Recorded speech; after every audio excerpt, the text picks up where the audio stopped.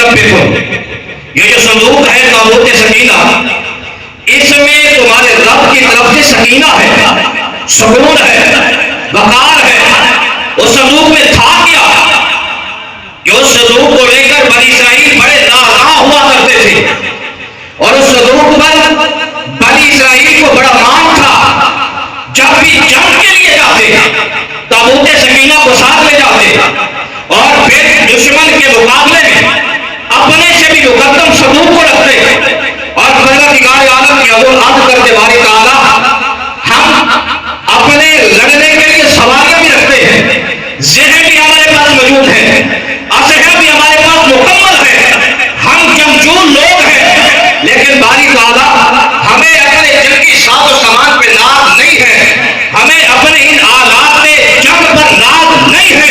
اے باری تعالیٰ ہم تجھ سے دعا کرتے ہیں کہ ہمیں اس صندوق پر ناز بھی ہے، اور اب گزار یہ ہے اس صندوق کی برکت سے ہمیں فتح عطا فرما۔ اللہ نے فتح عطا فرما دیا۔ اب اس صندوق میں تھا کیا کہ جس کی وجہ سے ہی اللہ تبارک و تعالیٰ سے دعا کرتے، پروردگار عالم صندوق کی برکت سے ان کو فتح عطا فرما دیتا۔ خود قرآن کہتا ہے یہ صندوق کے اندر آل موسیٰ اور آل ہارون کے باقیات تھے، جناب انبیاء کرام علیہ السلام کے جسم ناظرین سے لگنے والے،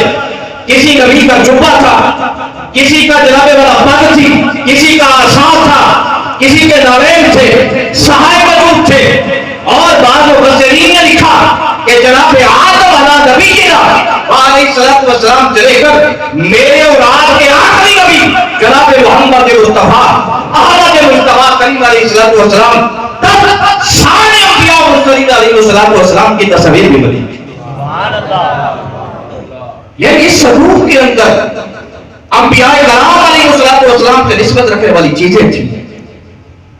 اس صندوق کی نسبت جب ان چیزوں سے جڑ گئی جن کی نسبت اللہ کے پیاروں سے تھی، تو رب نے اتنا کمال رکھ دیا تھا کہ اس کی برکت سے وہ اللہ سے دعا کرتے بنی اسرائیل کو پروردگار عالم دشمن کے مقابلے میں فتح عطا فرما دیتا۔ بارشیں نہ ہوتی، کاشانی آ جاتی، پھر بھی یہ گراؤنڈ میں صندوق کو اٹھا کے لاتے۔ عرض کرتے والے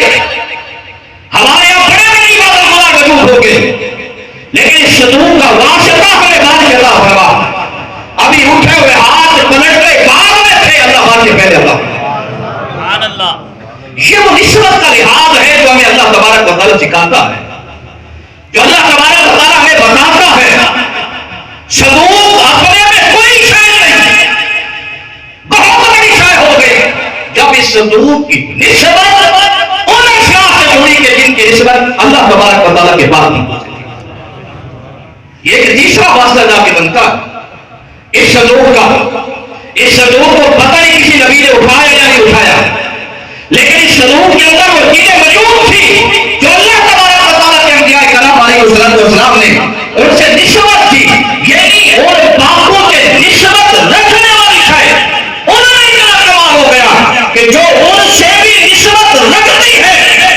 وہ لوگوں اور خدا کے درمیان اتنی مقدس ہو جاتی ہے، وہ ان کا واسطہ دیتے ہیں، اللہ سے وہ مانگتے، اللہ ان کی حاجت کو پورا کرتا ہے۔ اللہ اکبر۔ یہ کہہ رہتا ہوں ہمارے گفتگو ہے، لیکن میں کچھ سمجھانا چاہتا ہوں۔ ان الصفا والمروہ من شعائر اللہ، صفا و مروہ اللہ کی نشانیوں میں سے نشانیاں ہیں۔ ومن یعظم شعائر اللہ، ایک مقام پہ اللہ فرماتے ہیں جو ان شعائر کی تعظیم کرتا ہے فإنها من تقوى القلوب، اور ان کو دلوں کی طہارت مل جاتی ہے، پاکی مل جاتی ہے، متقی ہو ان کے دلوں کی پاکی اور صفائی ہو جاتی ہے، صرف اللہ تبارک و تعالیٰ کی نشانیوں کی تعظیم کرنے والے۔ صفا و مروہ پہ دوڑنا ہے نا، جو صحابہ کرام علیہ رضوان کے اضطرابی کیفیت آتے ہیں، یہاں تو ہوٹل کے ہوتے تھے، لوگ دوڑ دوڑ کے جا کر یہاں بتوں کی پوجا کرتے تھے، نائلہ اور اسعد نامی یہاں تو بڑے بڑے بت تھے، اب ہم دوڑیں گے تو لوگ کیا کہیں گے کہ یہاں تو کیا تھا اور کیا روش تھی، کیا طریقہ تھا، اب تم بھی۔ اللہ اکبر۔ لیکن چونکہ اس دوڑنے میں اور اس دوڑ میں اور اس مقام پر نسبت ہو گئی جناب اسماعیل علیہ السلام کی اور جناب ابراہیم علیہ السلام کی زوجہ جناب حضرت ہاجرہ علیہ السلام سے تو رب کعبہ نے فرمایا اس لیے کہ اس کی نسبت میرے پاس بندی سے ہو. ماضی جو بھی تھا اس جگہ کے حالات جو بھی تھے یہاں جو بھی رکھا گیا تمام بات ماضی کی باتیں ہیں. یا پھر حضور نبی کریم علیہ السلام نے جب اعلان نبوت فرمایا تب بھی تھا خانہ کعبہ میں بھی خود تھے فرمایا جو بھی ہوگا رہا وہ بات کی بات ہے. جناب حاجرہ دوڑ گئی ہے یہی تو تمہارا ماضی ہے نا یہی تو تمہارا ماضی ہے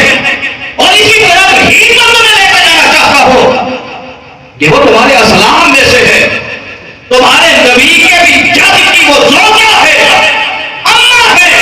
لہذا اس مقام کو ان کے توڑنے سے جب نسبت ہو رہی ہے ساری چیزیں بھلا کر اسی نسبت کو سامنے رکھ کر جب حج و عمرہ کی ریاؤ تو یہاں پہ دوڑو.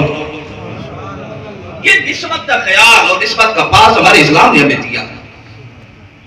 اللہ اکبر. زمانے بھر میں مساجد ہے نا یہ بھی تو مسجد ہے اور وہاں تشریف فرمائے بڑے بڑے مقتدر ان سے اگر یہ مسئلہ پوچھا جا کہ حضور میں گھر میں نماز پڑھوں اور میں نے ثواب ملے گا پر ایک کا جماعت کے ساتھ کہیں 27 گنا انہی سے پوچھا جائے کہ حضور یہی نماز اگر مسجد کے نبوی میں پڑھے تو اذان کو جیسے وہاں یہاں بھی وہی اذان اقامت یہاں بھی اقامت جو نماز کی شرائط ہے وہاں کوئی انوکھی اور چوکی نہیں ہو جاتی. یہی ہے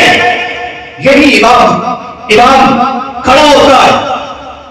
قیام کرتا ہے رکوع و سجود یہی ہے لیکن چونکہ مساجد ساری اللہ کی ہے اور اللہ تبارک و تعالیٰ کے گھر ہے لیکن مسجد نبوی کریم علیہ السلام کی نسبت میرے متبادل کے جب جوڑ گئی فرمایا کائنات کی کسی مسجد میں بھی نمازیں ادا کرو گے مسجد حرام اور مسجد بیت المقدس کے علاوہ تمہیں یا سزائی کا شراب ملے گا لیکن جس مسجد کی نسبت میرے محبوب سے جڑ گئی ہے وہاں کے پڑھو گے تو تمہیں 50,000 اللہ اکبر. تو یہ نسبتوں کا بڑا خیال ہے اور ہمارا اسلام اور ہمارا دین نسبتوں کا بڑا لحاظ سکھاتا ہے ہمیں. اللہ اکبر. یقین کریں آپ قرآن و حدیث کو اٹھا کر تو دیکھیں کہ نسبتوں کا لحاظ کتنا ہمیں دیا ہے. ہمارے دین اسلام نے مزاج ہی ہمارے اسلام کا یہ ہمارے دین کا مزاج ہی یہی ہے کہ یہ نسبت کا پاس ہمیں سکھاتا ہے یہ نسبت کی محبت ہمیں سکھاتا ہے یہ نسبت کا تقدس ہمیں سکھاتا ہے یہ نسبت کا احترام ہمیں سکھاتا ہے اور نسبت کے ساتھ ہمارا کیا سلوک ہونا چاہیے یہی ہمارا دین اور ہمارا اسلام بتاتا ہے.